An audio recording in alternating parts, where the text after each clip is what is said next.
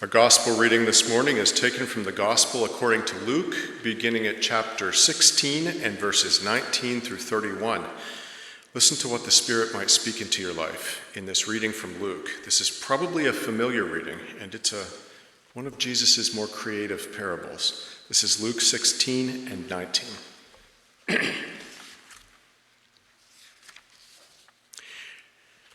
There was a rich man dressed in purple and fine linen, who feasted sumptuously every day. And at his gate lay a poor man named Lazarus, covered with sores, who longed to satisfy his hunger with what fell from the rich man's table. Even the dogs would come and lick his sores. The poor man died and was carried away by the angels to be with Abraham. The rich man also died and was buried. In Hades, where he was being tormented, he looked up and saw Abraham far away with Lazarus by his side. He called out, "Father Abraham, have mercy on me, and send Lazarus to dip the tip of his finger in water to cool my tongue, for I am in agony in these flames." But Abraham said, "Child, remember that during your lifetime you received your good things, and Lazarus likewise received evil things. But now he is comforted here, and you are in agony. Besides all this, between you and us a great chasm has been fixed, so that those who might want to pass from here to you cannot do so, and no one can pass from there to here." The rich man then said, "Then, Father, I beg you to send Lazarus to my father's house, for I have 5 brothers, that he might warn them, so that they might not also come to this place of torment." Abraham replied, "They have Moses and the prophets. They should listen to them." He said, "No, Father Abraham, but if someone goes to them from the dead, they will repent." He said to him, "If they do not listen to Moses and the prophets, neither will they be convinced, even if someone rises from the dead." May God bless to our understanding this reading from God's holy word, and to God's name be glory and praise. The rich man and Lazarus. Somebody said that it's a parable if there are no proper nouns in it, if there are no names, but here's Lazarus in a parable.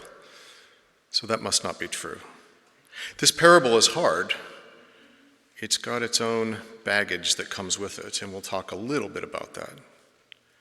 But did you notice how even in death, the rich man treats Lazarus like an inferior? Send him to bring me water. Send him to warn my brothers. Tell him to do this. Tell him to do that. I am no fan of the hellfire that you find in some parts of the New Testament, which ironically is entirely absent from the Old Testament. Did you know that? There is no hell in the Old Testament. They didn't believe in hell. That entered Christianity through Greek influence later. And yet this is a parable. And the point of parables is not to take them literally. It's to search for their oft-hidden meanings. And there might be more than one. One message that we get from both of our readings this morning seems to be that money is an illusion. That money can be a trap, that money is dangerous. Money just might be a test of our character. If we have enough of it, it's all we need. If we have more than enough, then the only thing we have to do is share. Have you ever thought about your money as a test of your character? Our financial advisors don't often tell us that, do they? By the way, everything we're looking at here, this is a test of your character.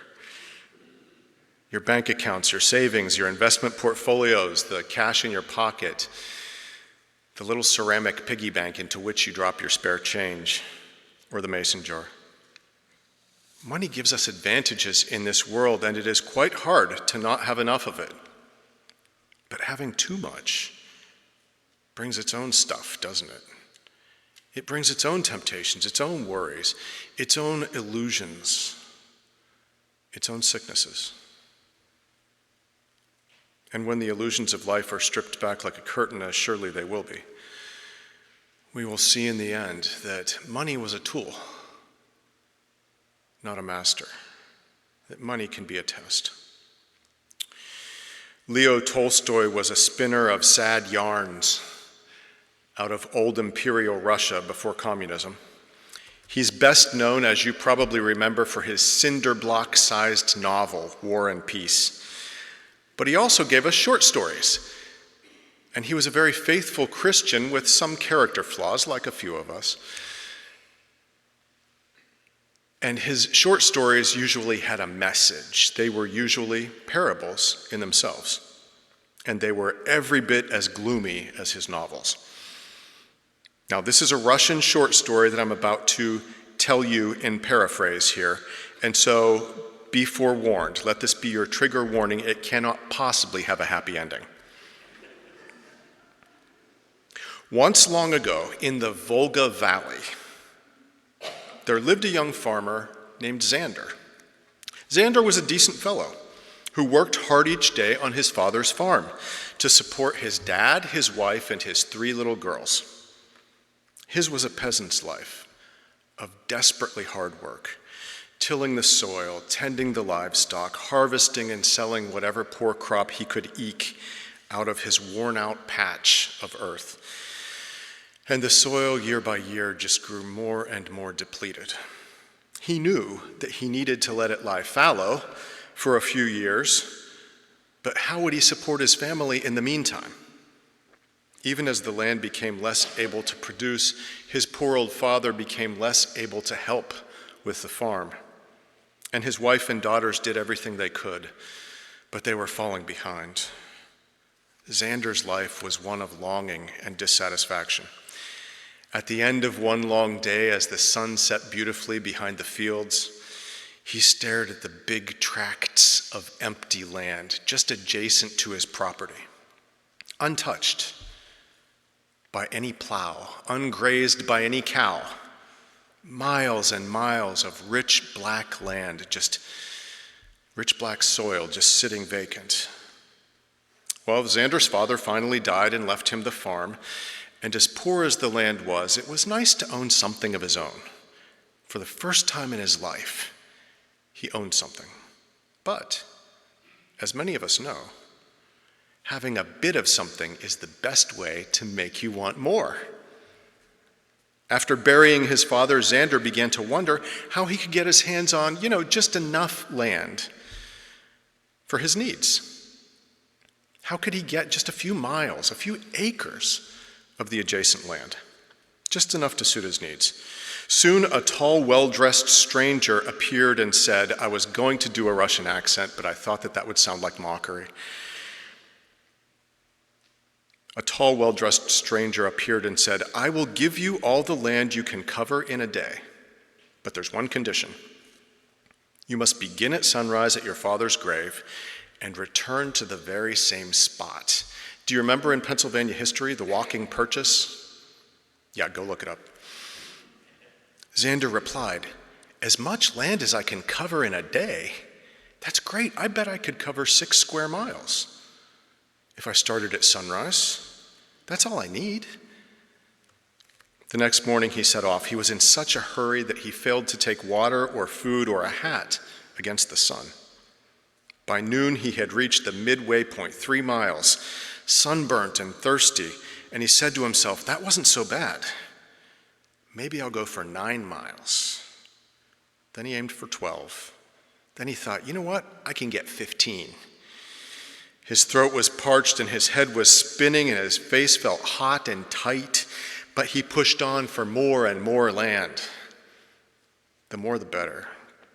Finally, as the sun was setting, Xander summoned all his remaining strength, and he stumbled back to his starting point, his father's grave, the proud new owner of 15 square miles of untouched meadows.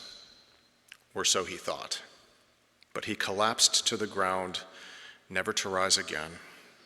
The stranger, whose name was Death, said, well, let's see. I offered him as much land as he could cover in one day. It looks to me like it's just short of 6 feet by 2.5. That land is his forever and ever. And look, it's right beside his Father. I told you it was a dark story, but it too is a parable. It's a parable whose lesson is only take as much as you need, for we cannot take it with us. It was not seeking to meet his needs that got Xander in trouble. His downfall was grabbing for more than he needed. When will humans ever learn that enough is enough and that more than enough is trouble? Our two readings today dovetail beautifully. I wish they had fallen on the Sunday when we preached the annual stewardship sermon. But alas, we'll have to come up with something else on that day. And it's always appropriate to talk about stewardship, because stewardship just means caring for the things that are on loan to you, the gifts that have been committed to our care. Both readings deal with the problems of having too little and having too much, both of which are real problems. And both of these readings treat money and possessions as a test that can only be passed by contentment and generosity. The letter to Timothy says, we brought nothing into this world and will take nothing out of it. And it goes on to say, but if we have food and clothing, we'll be happy. We'll be content. Is that true? Is that even true? And Luke, in true Lucan fashion, makes a very dramatic story of the same truth, the parable of the rich man and Lazarus, where the poor beggar Lazarus and the unnamed rich man — by the way, there are two Lazaruses in the book of Luke, don't confuse them. They both die. The poor beggar Lazarus and the unnamed rich man are both claimed by death, the great equalizer of all humanity. And in death, it's Lazarus, the beggar, who has enough and more than enough, while the nameless, ungenerous rich man, whose sin was probably that this poor man sat at his gates and he didn't share with the guy. That ungenerous rich man suffers. That is troubling. I've talked a lot about the changing views of hell that we find in the Bible. And I've even preached a whole sermon on how hell is not really hell. But in any case, that's another time. Let me ask you this. Timothy says that we will be content with food and clothing. Is that true? Is enough ever enough for us? It's a nice thought, but contentment? What did contentment ever accomplish? Contentment has never been really fashionable, especially not in America today. We value ambition, not contentment. Why be content with little when there is more to be had? Contentment never cured a disease, did it? No.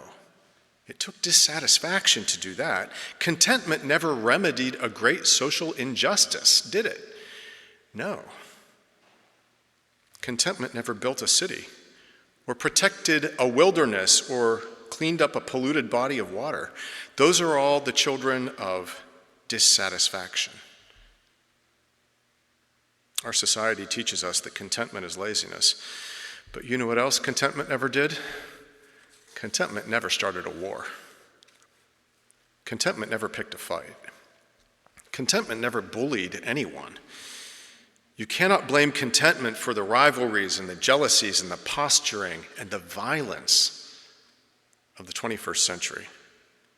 Peer pressure, poor body images, addictions, low self-esteem. None of these comes to us by way of contentment. The letter to Timothy does not bid us be content with failings in ourselves and in our world and in our society. It bids us only to be content when we have enough, to be content with our lot, not content with injustice, to ask for no more than we need. And really, what do we need? What do we really need in life? I have expanded Carl Jung's list of what we need. I think what we need is this, and you can tell me at the door if there are things that I'm forgetting here. Our needs are few and simple. We need someplace to live, right? We need something to eat on a regular basis. We need something to do, some good thing to throw our lives into. We need someone to love. It doesn't even have to be a spouse, just someone to love. And we need something to believe in or hope for. Because for some people, hope is the best they can get, the closest they can get to belief. Let's repeat that. Someplace to live, something to eat, something to do, someone to love, and something to believe in or hope for. Can you think of any I missed? It's possible. But truly, what do we need? When we have enough, it's enough. And more won't make us happier, though we think it will. We think it'll make us feel safe. Enough is enough, and enough is better than too much. And if we have too much, the only thing left to do is share.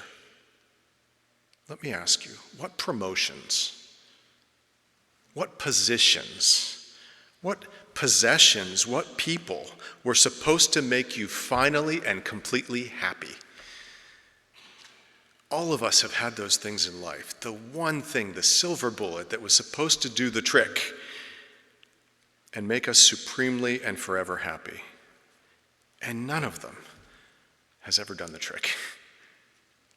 Nothing will ever be enough for the one who is not satisfied with enough because we don't even recognize enough. The more you have, the more you think you need. Ours is the task to accept it gratefully and ask for little else when we have enough.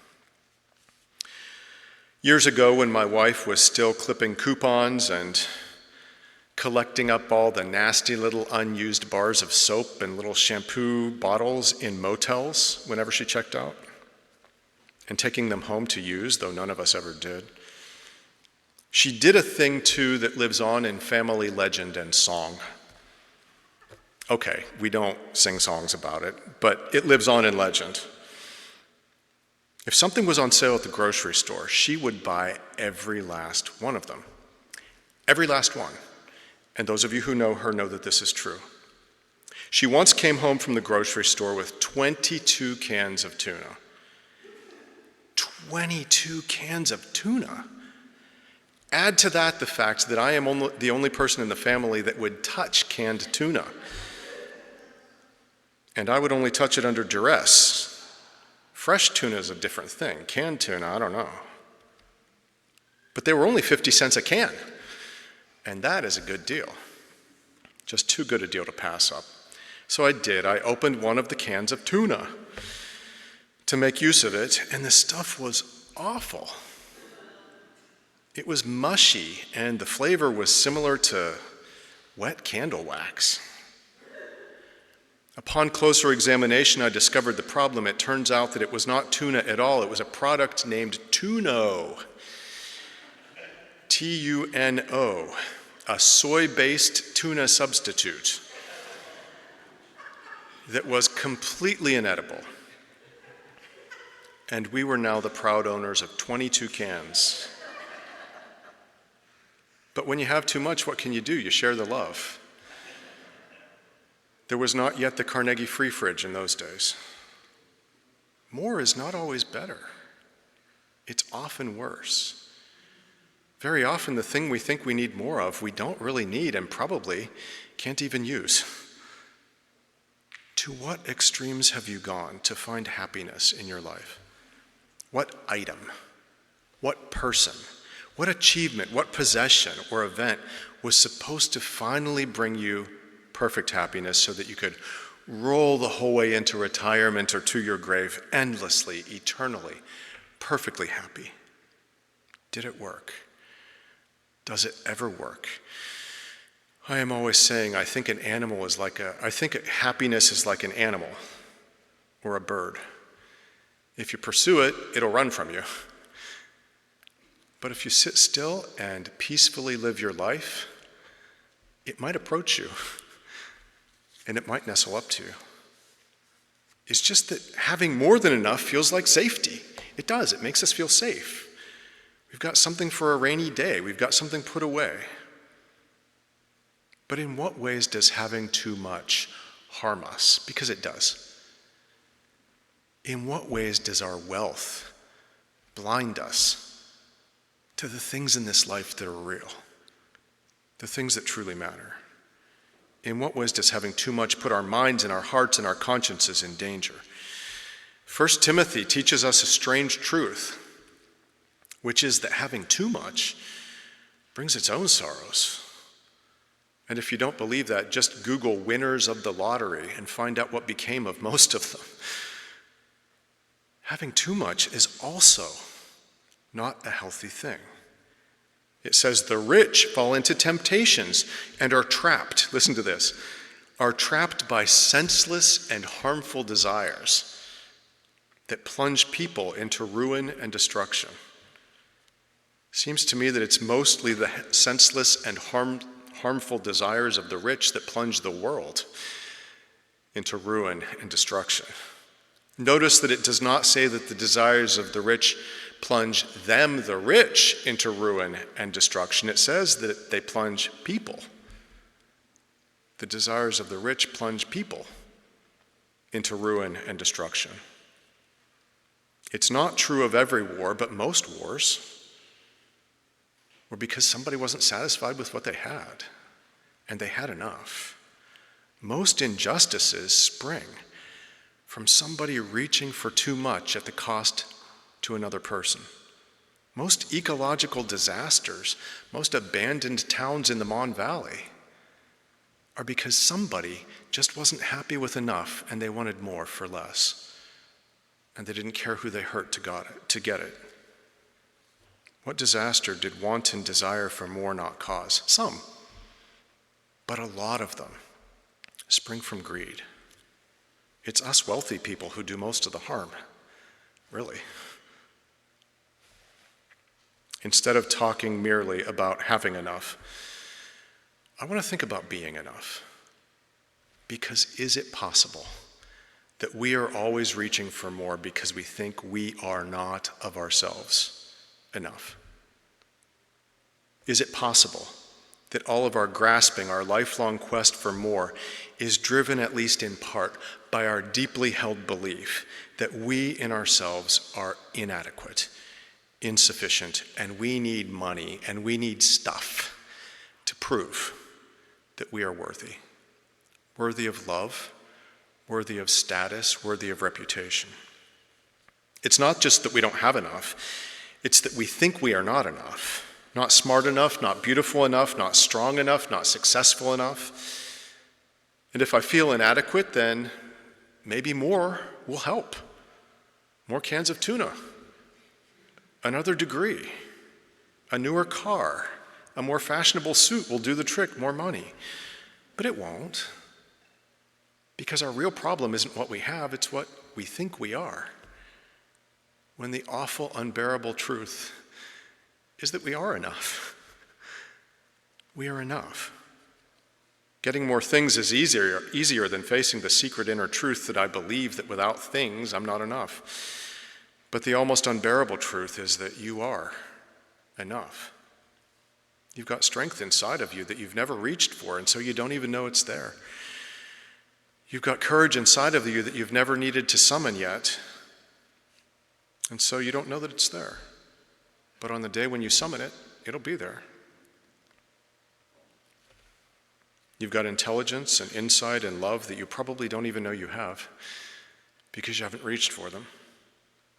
Instead, we spend our time reaching for the low-hanging fruit of achievements and money, when all the while we don't need those things, at least not much of them, because we're enough with God standing beside us. The Spirit can touch and bless all the things that are already in us, that we already have, multiplying them in abundance for a world in need. With God beside you, you're enough. Money and possessions are a test. And I'm preaching as much to myself as I am to you, believe me. Money and possessions are a very tricky test of our character. You probably have enough. I certainly have enough. But you are enough. You are enough. Let us nurture contentment in ourselves if we have enough. And how do we do that? We do it by being grateful. Every day when we enjoy a sunrise, thank God for the sunrise. Be grateful. Express your gratitude. Name your gratitude. That's a good way to experience contentment. When we recognize the sufficiency in our own lives, we are freed from the soul-crushing demands of always having to chase after more, get more, do more, be more. What we have really is enough. Who we are is enough. If we've got more than enough, our calling is to share. Enough is better than more. Amen.